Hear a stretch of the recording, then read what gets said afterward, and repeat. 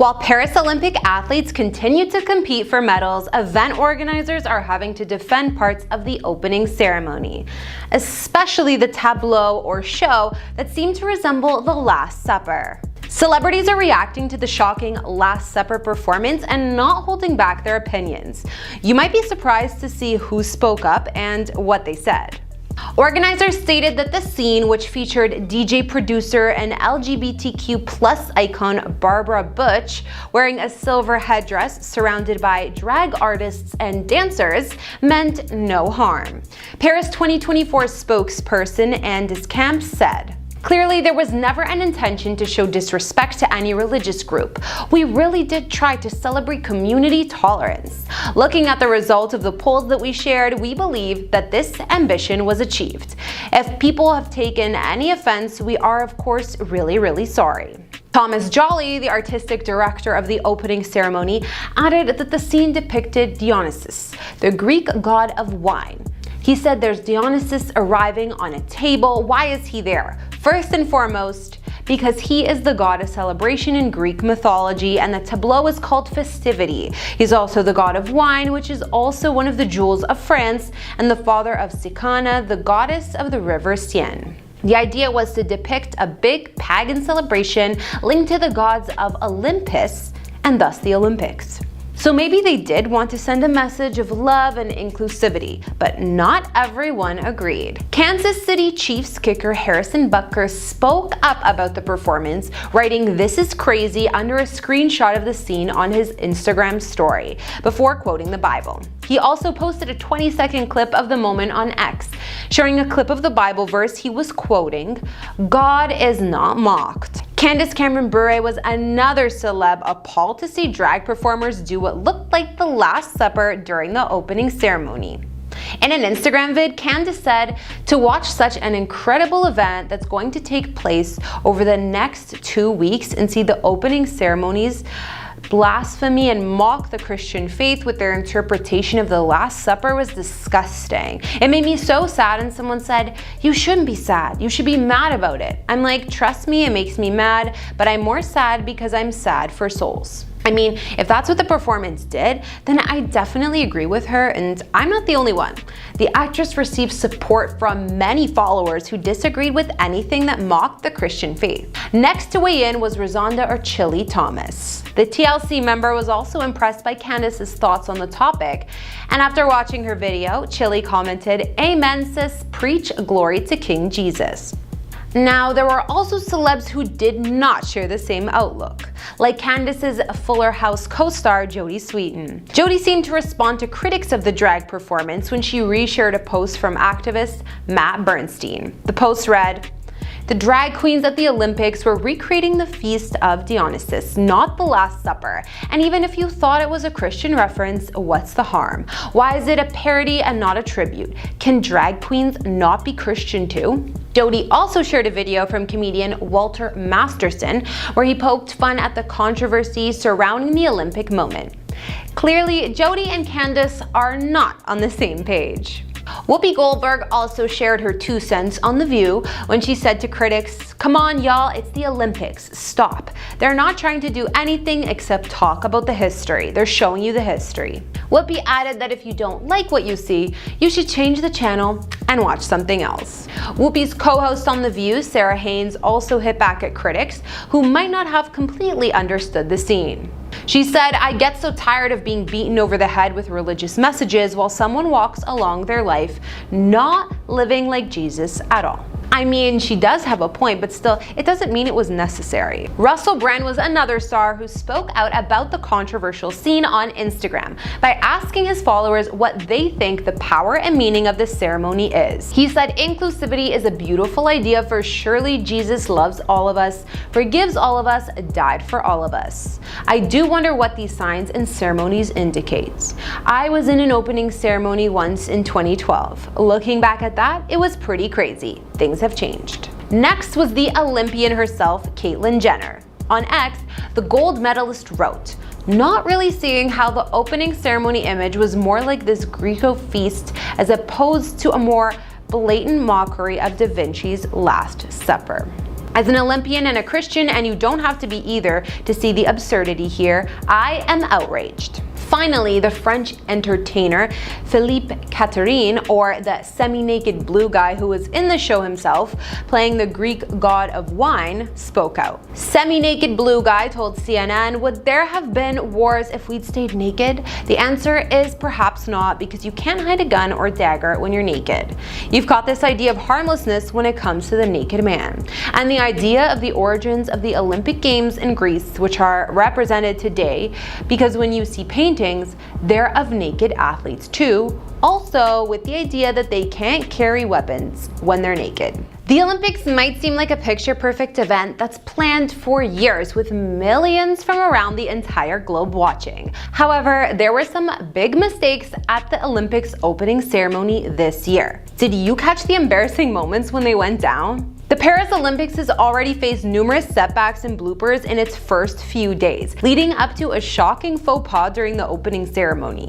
The first 4 hours of the ceremony received criticism, particularly for the controversial decision to send the athletes down the river on boats. Many thought that this approach failed to give them the spotlight they deserved, and the ceremony lacked the exciting atmosphere of a packed stadium. Hundreds of thousands of fans still gathered to watch athletes make their way down the river, even in the rain, and the spirits in Paris remained high. The final 30 minutes were undeniably impressive. Celine Dion performed on the Eiffel Tower, and the Olympic cauldron dramatically took off into the night attached to a hot air balloon. So what could go wrong? Well, an embarrassing mistake during the flag-raising ceremony ruined everything. The raising of the Olympic flag is a time-honored tradition at every game, but in Paris it didn't go as planned. As the flag was hoisted, viewers around the world immediately noticed it was upside down. Instead of the 3 rings being at the top and the 2 at the bottom, the orientation was reversed. Given the iconic nature of the rings, this flag mistake was impossible to ignore. It was a big oopsie from the hosts. I mean, they had one job. Fans quickly reacted online. One commented, "Sums up the event." Another remarked, "Years of prep, millions spent, and they fly it upside down." Someone else noted, "I thought it looked weird." And someone else said maybe they think they're in Australia. This wasn't the only blooper of the evening either. There was even an X-rated mistake from a performer during a dance routine. As he posed in the background, cameras captured a wardrobe malfunction where his shorts rode up his leg, leaving him completely exposed. Yikes. Wouldn't want to be that guy. Even with these moments, stars like Celine and even Lady Gaga gave amazing performances to entertain the crowd. However, that upside down flag will be hard to forget, especially since it was caught live on TV. The 2024 Olympics had some jaw-dropping, downright terrible moments. Let's dive into a few of the most shocking ones. This is Ayman Khalif. She boxes for Algeria in the Olympics. And competing in the Olympics, Ayman said in an interview that she would never fight with a man. After failing a gender test, they allowed her to compete with Angela Carini, who is a biological female, and the fight lasted just 46 seconds. After taking 2 massive blows to the head, Angela threw her helmet down and yelled, "This is unjust." Angela refused the handshake and fell to the canvas sobbing, having received hits from Ayman, who had been banned from a major boxing event before the Olympics, according to the Daily Mail. Khalif was thrown out of last year's World Championships after failing testosterone tests carried out to establish gender qualifications. After the match was stopped, the referee raised Ayman's hand in the air, but a visibly furious Angela yanked her own hand away from the official and walked off. Angela then plunged to her knees and burst into tears as she said she had never felt such strong blows in a contest before. Speaking after the match, she said, "I'm used to suffering. I've never taken a punch like that. It's impossible to continue. I got into the ring, but I didn't feel like it anymore after the first minute. I started to feel a strong pain in my nose. I didn't give up, but a punch hurt too much and I said enough. I'm leaving with my head held high." How could the Olympics allow this to happen? It's deplorable. If Ayman already failed a gender test with too high of testosterone, how could this have even taken place? Simone Biles had apparently been blocked on social media by former USA Gymnastics teammate Michaela Skinner and their escalating online feud. Issues between the two began when Michaela criticized USA Gymnastics Olympic roster heading into the ongoing games, saying in a since-deleted YouTube clip that besides Simone, the girls just don't have work ethic or talent. Having won team gold at the Paris Olympics, Simone shot back on Skinner on Instagram, writing, "Lack of talent, lazy Olympic champions." Now, as Simone hinted on X, she no longer has access to Skinner's social media posts. Oop, I've been blocked. One of the zaniest scandals I've ever read about occurred when officials from New Zealand's Olympic Committee reported that a flying drone was circling the training facility of that country's women's soccer team during a practice session. They said this was actually the second drone flight to occur during training. Local cops later tracked down the drone's pilot, who just so happened to be a staff member of Team Canada, the defending Olympic champions and a key rival of New Zealand. Besides these instances of bad things happening in the Olympics, in an effort to make the Paris Olympics the most eco-friendly games ever, organizers ditched traditional AC units in the athletic dorms and instead planting shade trees, installed fans, and built an energy-efficient geothermal cooling system, which in theory could get rooms down to 79 degrees Fahrenheit. That plan works for some nations, but others have protested, specifically the United States and Australia. It is too hot for just ceiling fans. Officials argued that elite athletes would literally lose sleep in the sweltering dorms, and this could impact their results. After battling Paris organizers for several months, the Olympic officials relented and agreed to allow some nations to either bring their own AC units or rent them in Paris. Japan's Olympic gymnastics squad became the center of international intrigue this week after its star gymnast and team captain Shoko Miyata voluntarily withdrew from the Paris Games for breaking the squad's code of conduct. The offense? Miyata drank and indulged in other activities that we can't say due to the risk of getting flagged. The legal age for doing these activities in Japan is 20 and Miyata is just 19. Officials told reporters that age wasn't that major of an issue. Breaking the team's strict rulebook was the big offense. Great Britain's top horse rider Charlotte Dujardin abandoned the Olympics. Charlotte dropped out after a video from several years ago surfaced showing her hitting a horse during a practice session. Charlotte commented saying, "There is no excuse. I'm deeply ashamed and should have set a better example in that moment." She left the games despite being on the cusp of becoming Britain's most successful female Olympian ever. The video was leaked by a Dutch lawyer named Steven Wensing, who, according to the New York Times, specializes in equine matters. Yes, he is a horse lawyer, and apparently is representing the unnamed person who filmed Dujardin's horse mistreatment. Slovenia has become a global superpower in cycling, thanks in no small part to Tadej Pogačar, the recent winner of the Tour de France. Pogačar won a bronze medal in the individual time trial at the Tokyo Games, and many predicted he'd win more in Paris. But Pogačar officially withdrew from the Slovenian Olympic team. He admitted that he's mad that his country's Olympic coaches snubbed his partner. Pogačar is one half of a Slovenian cycling power couple. His girlfriend Urša Zigart is the top-ranked woman on the cycling's international circuit and in the current national champion in both the road race and individual time trial. Zigart has scored some impressive results in the Women's World Tour, and anyone going by those results would have nominated her to Slovenia's Olympic team as well, but the Slovenian coach chose a different racer for the country's sole Olympic spot. Pogačar confirmed that the snub weighed into his decision to skip the games. Pogačar is perhaps the best men's cyclist in several generations, and he's well on his way to cementing his place in the sports history books. Turns out, he's an even better boyfriend.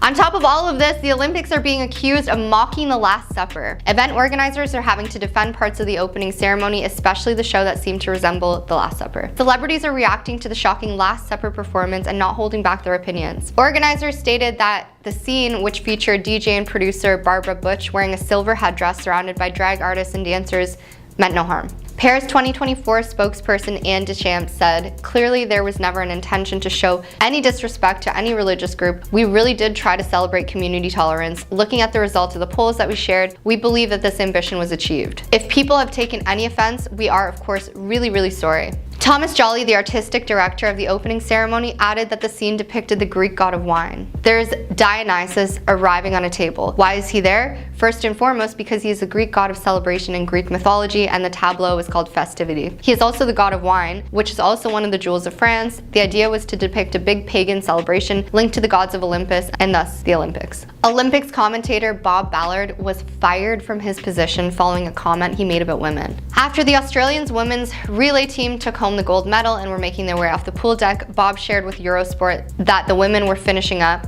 adding, "You know what women are like, hanging around doing their makeup." The longtime sports commentator's remarks went viral on social media, which led to several people being extremely upset over what he said, and then leading to his permanent removal. Eurosport commentator Bob Ballard has been fired from Paris coverage. The reason being is because he made a comment about Australia's female swimmers, and people aren't taking it well at all. After securing gold in the women's 4x100 meter freestyle relay, Australia's quartet, consisting of Emma McKeon, Shayna Jack, Molly O'Callaghan, and Meg Harris, made their way out of the Paris Aquatic Center. At this point, Experienced commentator Bob Ballard said, "Well, the women just finishing up. You know what women are like, hanging around, doing their makeup." A clip of the comment has since gone viral on social media, and Eurosport has opted to act swiftly, removing Bob Ballard from their coverage of the ongoing Olympics. During a segment of Eurosport's coverage, commenter Bob Ballard made a comment that the public didn't like. A statement from the broadcaster read, "To that end, he has been removed from our commentary roster with immediate effect." Lizzie Simmons, who was alongside Ballard on the commentary duty, described the comment as outrageous. When asked his thoughts on the matter, he slammed his employers for what he thought was a massive overreaction. Speaking to Carol Vorderman on LBC, he said, "Yes, I am overwhelmed by the reaction I've had from the British public. It was a throwaway line. It was, some people might say, old-fashioned.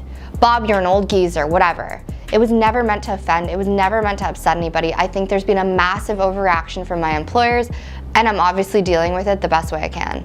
Bob's comment comes after Paris organizers have promoted the event as the Equal Games, with the IOC celebrating the fact that women now make up 50% of its participants. This is another reason it's sparking so much anger. Bob Ballard is no stranger to Olympic water sports. A veteran of more than 4 decades in the media, Bob has covered swimming, diving, and water polo during his broadcasting career. He previously admitted in 2019 to another embarrassing on-air moment, this one at the 2005 World Championships in Montreal. "I went to the interview position and spent a few awkward minutes on live TV being lambasted by the national performance director, who accused me of being the most negative journalist," Bob told swimming.org in 2019. "That came as a surprise to the swimmers, who had always considered me very sympathetic and objective.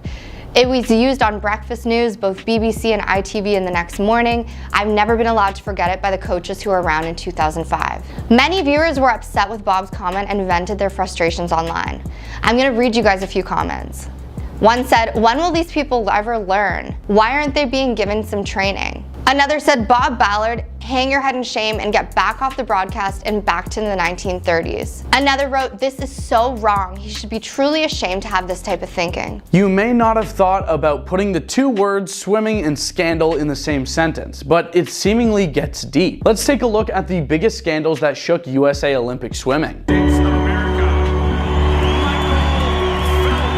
Michael Phelps' incident with MJ. 2009 saw some waves generated by Michael Phelps, and not only the sort he creates when he dashes to the finish of his swimming lane. In February of that year, the Olympian gained notoriety when a British newspaper published a picture of him smoking Mary Jane from a Beano. Phelps quickly apologized for the incident, releasing a statement saying, "I engaged in behavior which was regrettable and demonstrated bad judgment. I'm 23 years old, and despite the success I've had in the pool, I acted in a youthful and inappropriate way, not in a manner people have come to expect from me. For this, I am sorry. I promise my fans and the public it will not happen again." Nor was the native of Baltimore merely given a slap on the wrist. Following the issue, Phelps' contract with cereal manufacturer Kellogg was not renewed, costing him a significant contract. In addition, he received a 3-month suspension from USA Swimming, and the group withheld his $1,750 monthly salary during that period. We decided to send a strong message to Michael because he disappointed so many people, particularly the hundreds of thousands of USA Swimming member kids who look up to him as a role model and hero, the USA Swimming said in a statement at the time. A bunch of coaches were banned for misconduct. 2010 was a startling year for USA Swimming as they dealt with the fallout from years of wrongdoing being made public. Officials issued a list of 46 people who had been expelled from the organization in May of that year. At least 36 of them had been connected to misbehavior charges. The victims accused USA Swimming of allowing it to spread widely and of not informing the public about what was happening behind the scenes. On the organization's website, the offenders list was essentially invisible, according to one anonymous lady. You would not know where to look, not know where to find it, the woman told ESPN.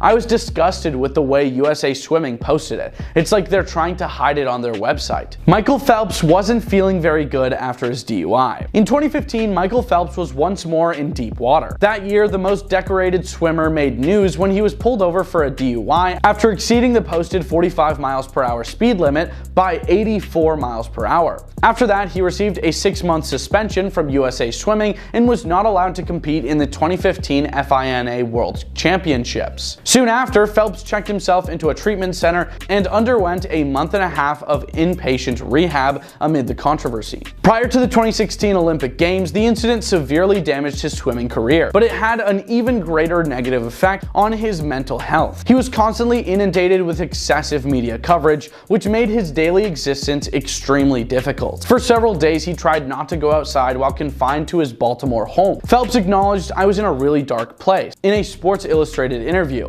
not wanting to be alive anymore. 4 swimmers in Brazil. How could this go wrong? In 2016, 4 swimmers competing for the United States Olympic team ran out of petrol at a Rio de Janeiro gas station, causing chaos in their wake. Lochtgate originated from allegations made by Ryan Lochte, Jimmy Fagan, Gunnar Bentz, and Jack Conger that they had vandalized a petrol station lavatory during the 2016 Olympic Games. After a night out, Lochte and his colleagues were making their way back to the Olympic Village when the event happened in August of that year. After trying to leave the building, the 4 athletes were robbed. Lochte told NBC's Billy Bush via Vox, "We got pulled over in the taxi and these guys came out with a badge, a police badge, no lights, and then the guy pulled out his gun. He cocked it, put it to my forehead, and he said, 'Get down,'" Lochte claimed. After the swimmers' accusations were refuted by Brazilian officials and security footage contradicted Lochte's account, holes started to appear in his story. Reversing his earlier statement,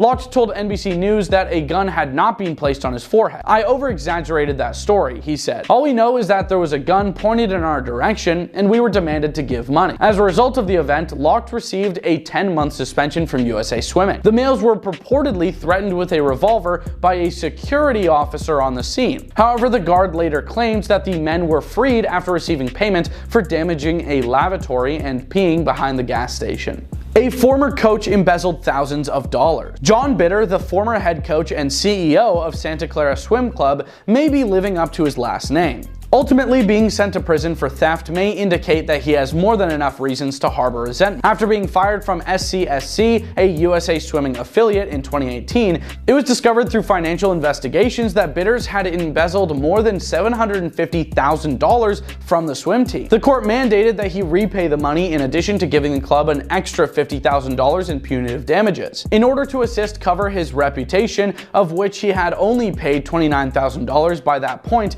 Bitter was negotiating the sale of his pub, the Tipsy Coyote, in Arizona in 2020. The former CEO has already expressed regret for his conduct and acknowledged that he used a $600,000 loan from the SCSC to purchase the Tipsy Coyote. Ariana Cookers said her mistreatment was an open secret. In 2018, Ariana Cookers, a former Olympian, sued USA Swimming and her former coach, Shawn Hutchinson. Smith claimed that in 2006, at the age of 16, Hutchinson began exploiting her, and that rather than shielding her, USA Swimming officials chose to conceal his behavior. Smith asserted that Hutchinson started grooming her at the age of 13. "He was controlling me since I was a kid," she told Today. She claimed that the former coach had inappropriately interacted with her and had been sneaking around with her when she was little. "It was very much an open secret that Shawn was with me," she explained. Hutchinson refuted the claims, stating that he and Smith only became romantically involved after she turned 18. "I absolutely deny having any intimate or romantic relationship with her before she was old enough to legally make those decisions for herself," he claimed in a statement via CNN. "Prior to that time, I did nothing to groom her." The USA Swimming team may have buried multiple allegations. In 2020, 6 women filed a lawsuit against USA Swimming, claiming the group concealed decades of mistreatment at the hands of its coaches. Suzette Moran, Tracy Palmero, and Deborah Grodensky, and 3 other unnamed women all said they experienced horrifying treatment and harassment beginning in the 1980s. Former American Olympic coach Mitch Ivey, former national team director Everett Uchiyama, and former coach Andrew King were named in the lawsuit. Grodensky claimed in her lawsuit that she was mistreated when she was just 12 years old. She also claimed that King had been with her without her will when she was 15 and later urged her to marry him. Grodensky was compelled to give up the sport she had enjoyed because of how serious the circumstances were. Palmera said that Uchiyama took away her dreams of having a typical adolescent life, accusing him of grooming her at the age of 14 and mistreating her at the age of 16. When Moran first claimed that Mitch Ivy had mistreated her, she was 16 years old. She also asserts that USA Swimming was fully aware of his advances. In addition, the ex-athlete stated that Ivy told her it was her problem to deal with when she became pregnant at the age of 17. Nathan Bernier did the unthinkable. In 2024, a former swim instructor from Texas gained notoriety when he used his position as a coach with more than 20 years of experience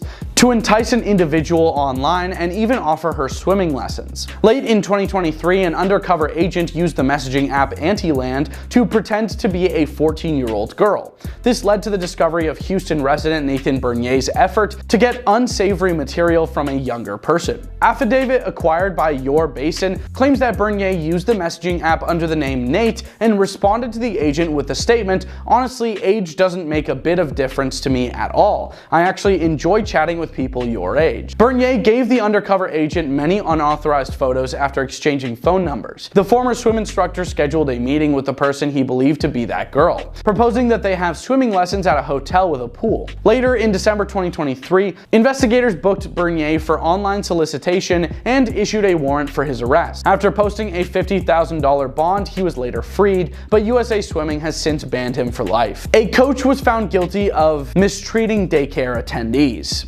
Mark Black, the former head of the Arlington Aquatic Club, a USA Swimming member, was found guilty of mistreating multiple persons in 2024 and received a harsh jail sentence, as he should. He entered a guilty plea in January to 1 count of pressure and enticement, as well as 1 count of conspiracy to generate pictures of people he shouldn't have. He was given a 20-year sentence in April for his actions on the internet, which included coercing girls to broadcast videos. Black belonged to 2 internet communities that found girls and shared the photos. According to the DOJ press release, Black and his co-conspirators would covertly record this conduct and share the videos with each other. USA Swimming failed to stop bad things for years. In 2024, USA Swimming faced additional accusations. Amanda Lee, a former swimmer, said that her former Hall of Fame coach, Joseph Bernal, who passed away in 2022, had mistreated her. Lee sued the company, claiming that although officials were aware of his alleged misdeeds, they did nothing to protect her. When Lee participated in his Gator Swim Club of New England for 5 years, starting at age 13, Bernal assisted in coaching her. She recounted, "It started when I was 15. In a June interview with News Nation, he kissed me after practice and it kept going from there. I felt brainwashed by him and I just wanted to do whatever he said because I wanted to be a good swimmer, go to college, get a scholarship." The former coach, who coached at Fordham and Harvard universities and served as a member of the US coaching staff in the Olympic Games in 1984 and 1988, was well known within the organization. It wasn't just Lee who thought Bernal had mistreated her. Kimberly Steins, who claimed the late coach emotionally and intimately mistreated her beginning in the late 1970s, named the instructor in a 2021 lawsuit. "He started kissing me, just went on for a couple of years," she told News Nation. "I was very confused. He was the first boy that ever kissed me. I didn't know what to make of it. I think at some point in the journey I questioned if this was love." And that's just sick and twisted. Some of the Olympic athletes are so hot. Let's talk about who was named the best looking athletes in the Olympics Games. German runner Alicia Schmidt has often been dubbed the world's best looking athlete. It's not her first Olympics. In 2021, she was selected for the event to represent Germany, but traveled as a substitute and didn't run as her side came fourth, just missing out on a bronze medal. When Australian magazine Busted Coverage described her as the world's most attractive athlete, in 2017, Schmidt said she received a major increase in social media followers. She currently has over 5 million followers on Instagram. Wavy-haired blonde Alicia has gotten plenty of attention on social media, and we can definitely see why. She's beautiful. Molly Caudry is also getting a ton of attention for her good looks. Molly is among the favorites to claim gold in Paris and has shot to fame as one of her country's sweethearts and hopes for successes at the Games. She has a history of success in her sport, winning gold in the World Indoor Championships in Glasgow, while she also claimed bronze in the European Championships in Rome in the build-up to the Olympics. On social media, she boasts a steady 283,000 followers, where she often shows off her beaming smile and successes, and that number will almost certainly rise this summer regardless of whether she comes back an Olympian champion. Canada's Alicia Newman is a pole vault star who has taken the internet by storm with her bikini snaps that she often shares to her social media accounts. Alicia's been around the block when it comes to the Olympics, having competed in both the 2016 and 2020 editions, and she will now head to the 2024 Games full of hope. At the 2018 Commonwealth Games, she won the women's pole vault with a games record of 4.75 meters, and she could look to go one further this summer, though the Canadian will have some stiff competition. In 2021, Alicia was named one of Maxim's attractive 100 women, but now her gaze will firmly be set on adding Olympic glory to her list of accomplishments in the sport. Neeraj Chopra has the pressure on his shoulders this summer with arguably being India's biggest hope for a medal at the Games. He claimed gold in the event in Tokyo 3 years ago and will look to do the same this summer. He's been showing off his workouts and steamy gym videos as his fans follow his preparations. His huge biceps are often on show in the workouts, and he certainly isn't camera shy, regularly posting for his staggering 9 million followers on Instagram. Neeraj is in good form going into the Games, winning gold in the 2023 World Athletics Championships, so there will be plenty of eyes on the podium should India's athletics heartthrob go all the way. Australian basketball star Elizabeth Cambage is a veteran when it comes to the Olympics now, getting ready for her 3rd Games. She was born in England to an Australian mother and a Nigerian father, moving down under when she was just 3 months old. One of the most prolific scorers in the women's game, Elizabeth holds the joint record for points in a single WNBA game after sinking 53 against the New York Liberty in July 17, 2018. She is 6 foot 9 inches tall and regularly gets her long legs out for social media slaps, showing off her Olympic rings tattoo on her right leg. Just 1 week out from the Olympics, Cambage racked up 38,000 likes on Instagram and counting after posing for some stunning snaps in Ibiza before her bid to gold in Paris. Jack Lauer is a gold medal winning diver, but he has built up quite the following for himself on OF. He told fans in a video, "I can't wait to compete at the Olympics. Obviously, with the competition coming up, I'm going to be less active. I cut back a little bit anyway, just leading into these games. I'm really hoping to do my best and then be back on it again afterwards and giving you all what you want to see. There will be content rolling out which will be pre-recorded and pre-done, so stuff will still be posted every week." Jack's OF bio states that his content is safe for work. Those who subscribe to his page get a private message from him, which reads, "My page is going to be slightly more liberating than my Instagram. I still have my boundaries, which I hope you will respect." USA heartthrob Devin Allen is quite the multi-talent. Specializing in the 110-meter hurdles, he will look to finally secure an Olympic medal after coming so close in the past. In 2016, he finished 5th and came 4th in the 2020 Games, though he is a 3-time US champion in the event. He certainly has the strength to do so, and he will be backed by those back home in the States to deliver a medal. He set pulses racing with his stunning personal best of 12.84 seconds in 2022, which currently stands as the 3rd fastest time ever. Away from the track, he is an American footballer, though Devin is a free agent at the present, having last played for the Philadelphia Eagles as a wide receiver. Unfortunately for admirers, however, he is taken. Devin is currently dating fitness coach Samantha Bowie. Italian sprinter Dalia Kadari is another Olympian who loves the beach, posing in some eye-catching bikini snaps on stunning beaches for her social media. She is born to an Italian mother and a Moroccan-born father, starring in athletics from a very young age. Now she's heading to her 2nd Olympics Games and is keen to kick off from her disappointing performance in the 200-meter in Tokyo 4 years ago, where she failed to make the final. Not only does Kenyan sprinter Ferdinand Omanyala have the dreamiest looks ever, he is the 9th fastest man of all time. He is 8th favorite to claim gold in France, meaning he may just sneak into the final on this occasion. But at least his fans would be treated to some more airtime for the Kenyan heartthrob. Though he is the African record holder in the 100 meters, he has only been to 1 Olympic Games before finishing 8th in the 2020 Games in Tokyo. He does, however, have a gold medal in the Commonwealth Games.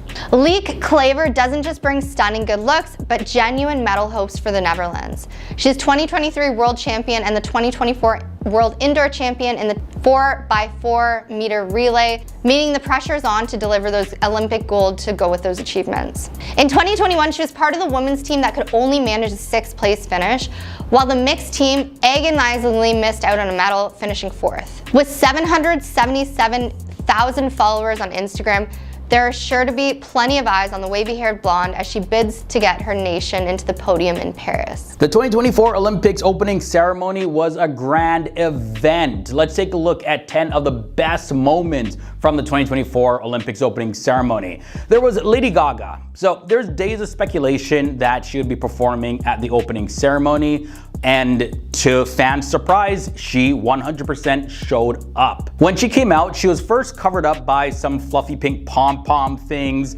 and she teased her entrance by performing a dance with only her legs exposed.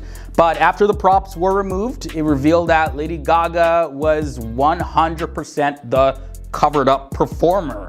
And she launched into a flawless, highly choreographed performance on a set of golden stairs, singing Montreux et Plume by Zizi Jean-Marie, totally in French. What a way to open up the show. And there was also the synchronicité part, where musicians of an orchestra performed a beautiful piece while standing in the window of a skyscraper.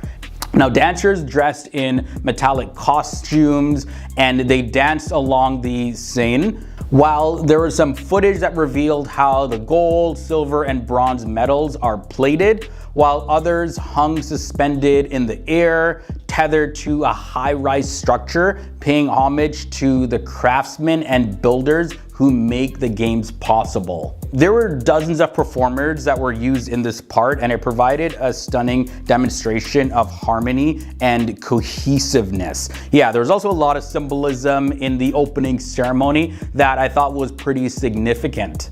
So we know there's Olympic medals, right? But yeah, the Olympic went medal also in the opening ceremony. Here's what I mean. So the Liberté section of the opening ceremony began with a brief performance of Les Miserables, Do You Hear the People Sing, from Théâtre du Châtelet. It was followed by opera singer Marina Viotti and heavy metal band Gojira performing Achaïra, which is a famous song by French revolutionaries in front of blasts of flames and dozens of Marie Antoinettes holding their own head that was removed from their bodies.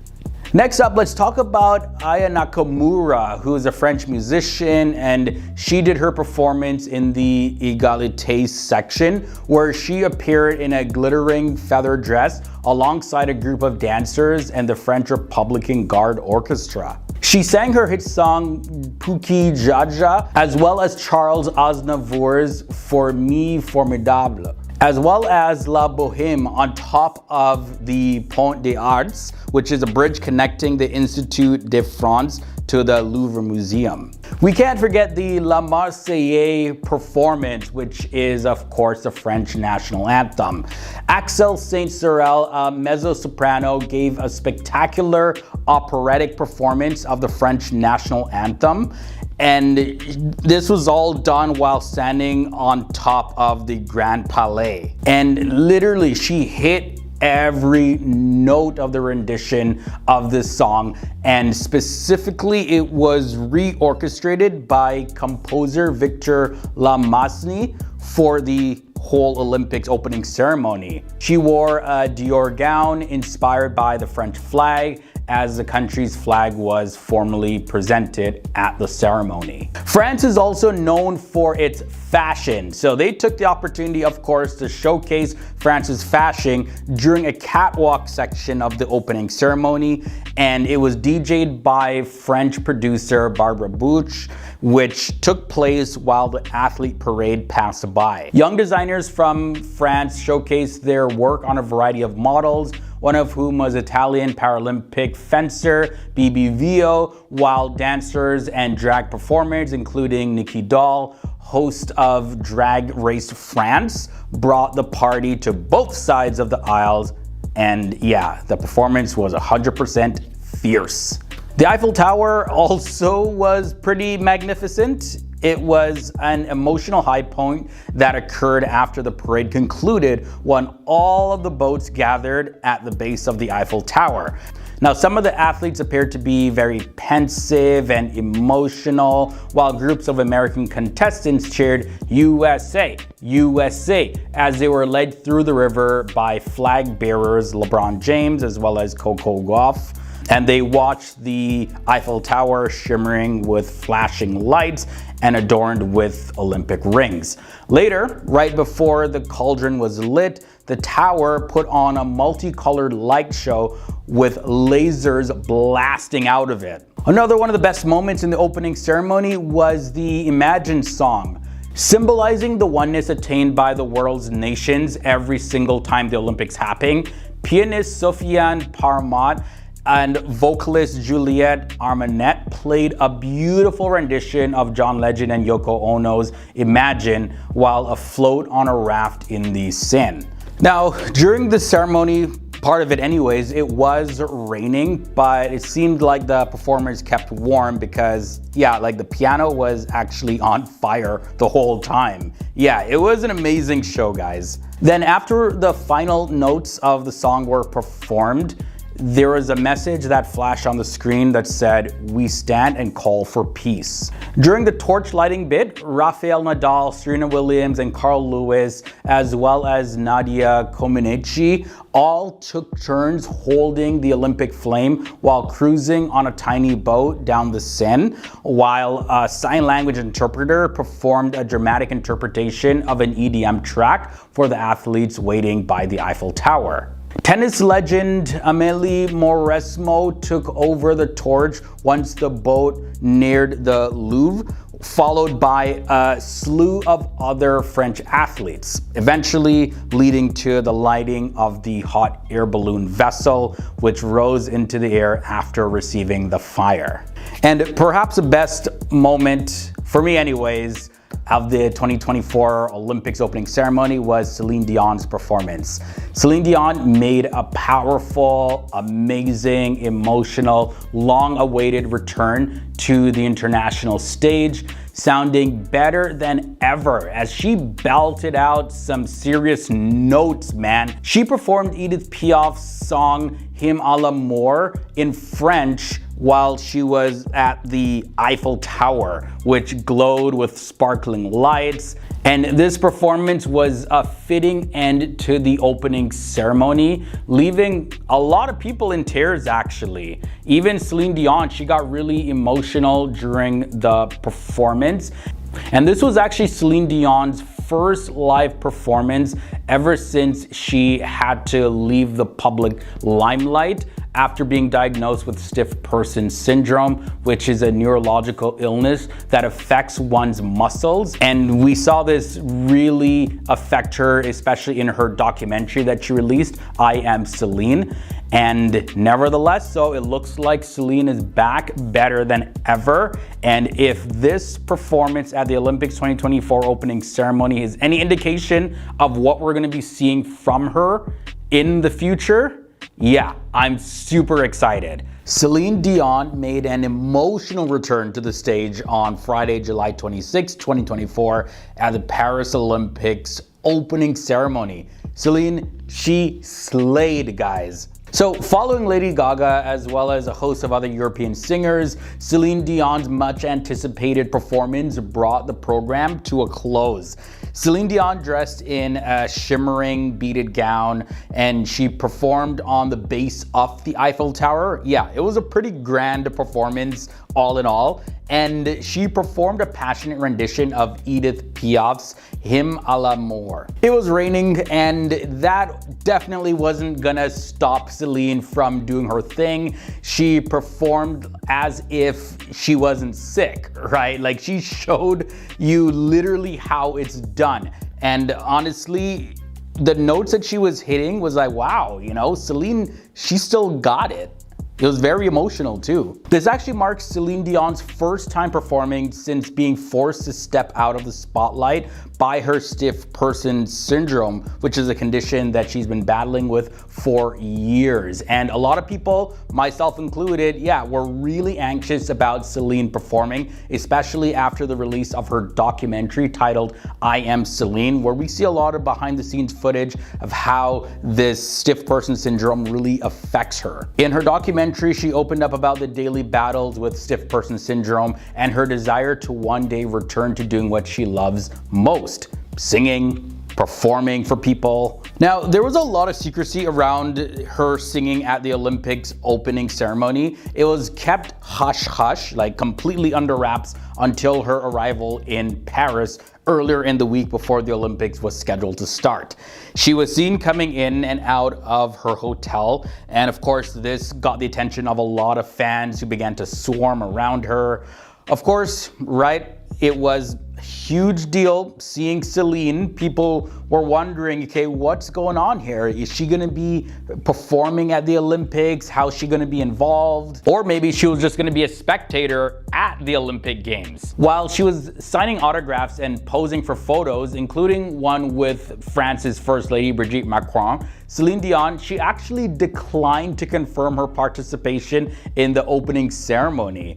And according to Le Figaro newspaper, Olympic organizers required other artists and musicians to sign a confidentiality agreement. So yeah, they really wanted to make sure that it was 100% a secret as to whether or not Celine was performing at the Olympics. And then when the news broke, everybody was super surprised. But like I said, it didn't really change how anxious, well, for me, I was, because I love Celine Dion. I'm a huge fan, and I really know how much she wanted to get back out there and perform, and she did not disappoint.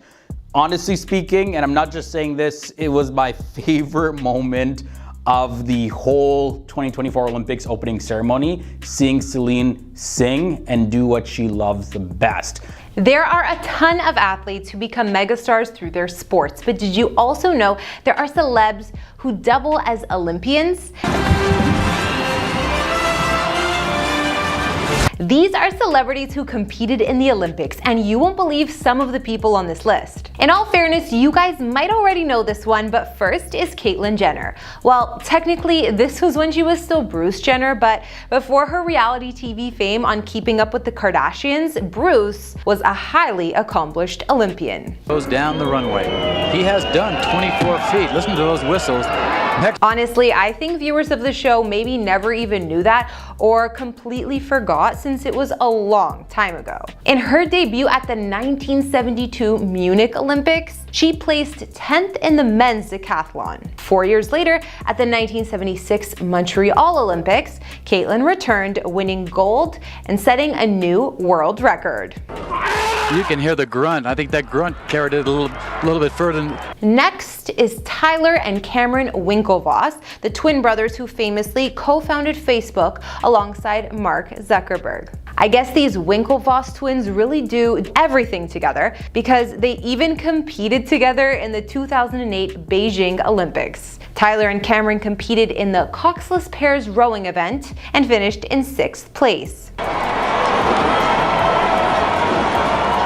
This next star is someone from way before my time, but Johnny Weissmuller, known for playing Tarzan in 12 movies during the 1930s and 1940s, was also an Olympic star. His first Olympic appearance was in Paris back in 1924, and I didn't even know they had Olympics back then, or celebrities.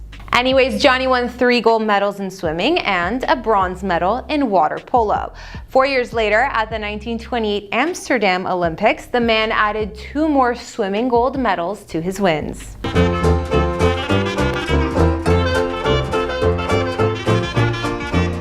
Now, I don't know if we can qualify this next one as a full-on celebrity, but she's the offspring of one, Jessica Springsteen, the daughter of singer Bruce Springsteen, and she's also long been an aspiring Olympic star. Jessica started pursuing her dreams of the Olympics in 2012 when she was selected as an alternate for the US equestrian team for the London Olympics, but she didn't compete yet. And for those of you who don't know what an equestrian is, that's horseback riding. In 2021, Jessica made her Olympic debut in Tokyo, taking home a silver medal. This next celeb on the list is singer Cody Simpson, if you remember him. He was like the Australian wannabe Justin Bieber of that era. I think I even met him in like a shopping mall signing posters. Anyways, Cody wanted to be an Olympic swimmer so badly, he quit his music career in 2019. Or he paused it, same thing. Even though he won a ton of national awards in Australia and trained with legendary swimmers like Michael Phelps, Cody didn't make the cut for the Australian team for the Tokyo 2020 or Paris 2024 Olympics. After his disappointment this year, Cody announced the end of his competitive swimming career and said, "I did what I could do and that's all you can do. I've come a lot further in the last 4 years than perhaps I could have bargained for." Zara Tindall is known for being a member of the British royal family, and she is also an athlete. In 2012, she became an Olympian when she participated in the equestrian eventing competition, where she landed 8th place. Zara's mother, Princess Anne, is next on our list, as she's another royal with an Olympic background, but she wasn't quite as lucky. She competed in the equestrian 3-day event back at the 1976 Montreal Olympics, but sadly, she didn't reach the podium and finished 24th. Now, you probably know Geena Davis for her on-screen roles. I mean, I know her best from Beetlejuice, but this actress almost became an Olympian too. At 41, she developed a passion for archery and began training intensely. It just goes to show that it's never too late. Well, Geena competed in the qualifiers for the 2000 Olympics in Australia, but finished in 24th place, failing to make the team. But hey, at least she tried. The late Harold Sakata, famous for his role as the villain Oddjob in the James Bond movie Goldfinger, was also an Olympic weightlifter. Way back at the 1948 London Olympics, he won a silver medal in weightlifting. Before becoming one of the world's top fashion designers, Vera Wang wanted to be a figure skater, and she was set on becoming one. However, in 1968, she and her partner James failed to qualify for the Winter Olympics in Grenoble, leaving Vera devastated. Like our boy Cody Simpson, actor Jason Statham was almost an Olympian. I mean, I can actually see this one being believable considering the movie roles that this dude takes. Jason became fascinated with diving at around 11 or 12 years old and quickly killed it in national competitions. He participated in the Olympic trials for the 1988 Summer Games in Seoul and the 1992 Barcelona Olympics, but didn't make the cut for either. He soon gave up diving to pursue a career as an action star, which definitely seems like it was the right choice.